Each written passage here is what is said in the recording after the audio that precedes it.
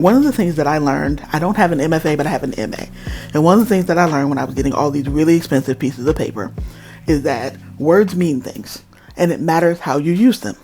And the reason it matters how you use them is because what words mean and what words feel like are not always the same thing, right? So you will notice in your packet, there's a whole page about denotation versus connotation, right? Your denotation being the literal dictionary definition of a word. When you look it up, this is what they tell you it means. Your connotation, though, is the picture that gets conjured in your mind when you hear that word, which isn't always the same, right? My prime example is always abnormal and extraordinary, because in the dictionary, those two words mean the same thing. But if I tell you something is abnormal, you immediately get a negative connotation of that thing. Versus if I tell you it's extraordinary, you think, oh, this must be really great, right? So the picture or the feeling that is conjured when you hear that word means something different. And so that is why it's important when I say what you mean and mean what you say, because your words don't just mean what they are defined as. They mean what they feel like to people. Okay? I also should have said at the beginning, feel free to stop me at any point if you have questions, comments, concerns as we're going along. Okay? All right.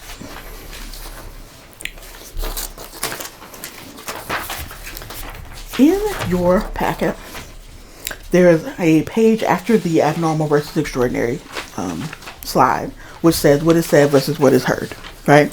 So again, just some examples to think about what a word feels like versus what it literally means. So, our first example says, writing a thesis is one of the main issues that I have. There's absolutely nothing wrong with that as a statement, right? Everybody here completely understands what that means.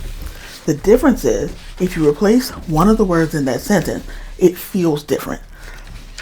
So if instead of saying writing a thesis is one of the main issues that I have, I said writing a thesis is one of the main concerns that I have.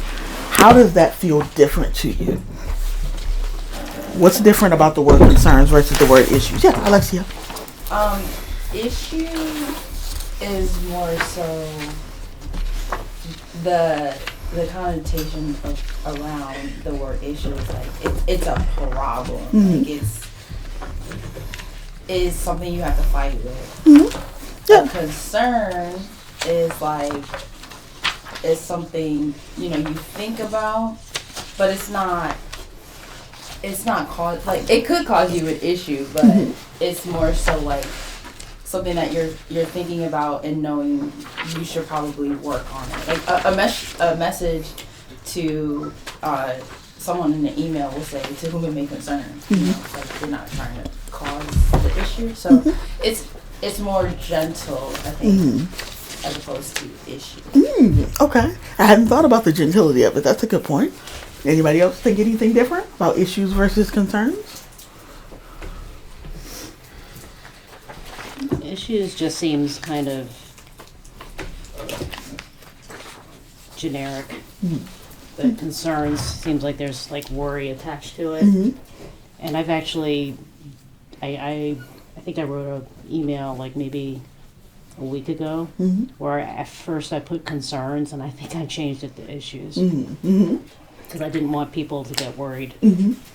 It's funny that you say worry, because to me, issues sounds formal, but concern has emotion attached. Yeah. Where issues doesn't, right? Exactly. So yeah, that absolutely makes sense to me. Yeah, and I actually did that because I didn't want to create some sort of panic. You were already thinking about this workshop before you were even here, right? In your daily capacity, you were like, what image, what feeling do I want to conjure in the person that's reading this thing, and being conscious of that. Yeah. Absolutely. For me, I was going to say something similar to what you said. I think that issue is like a more general, and then concern is more personal. Like I have concerns versus there are issues. So. Awesome. Now tell me your name. McCall. Yes. Very nice to meet you. Thank you for joining us. Okay. So again, there's nothing wrong with either way to say it. There's nothing wrong with saying issues versus concerns or concerns versus issues. It's just a matter of being precise in your communication so that what you say is actually what people get from it, or what you want them to get from it. Right? Good. Yep. Second example. Stories about the hurricane invade the entire first section of the newspaper. We all know what all of those words mean. There's no difficulty in understanding that statement.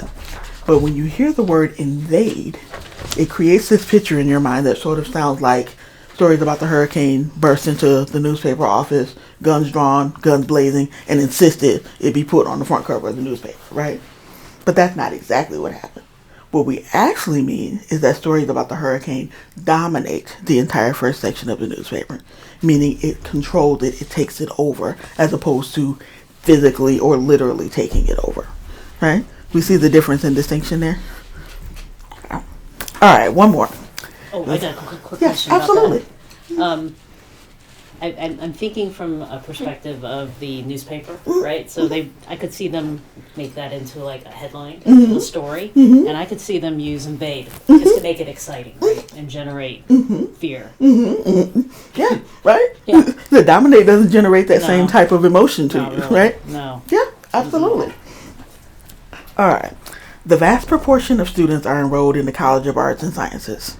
We are all learned people. We understand all of these words as well. We know a proportion is a smaller portion of a larger whole, right? But if I said the vast majority of students are enrolled in the College of Arts and Sciences, that gives me a more specific answer to what the proportion is, right? Proportion just means it's part of a whole. Majority means, oh, it's the biggest chunk of the whole, right? So again, just about how the language is, the more precise it is, the better the idea that you are trying to convey will show up for your readers. Huh?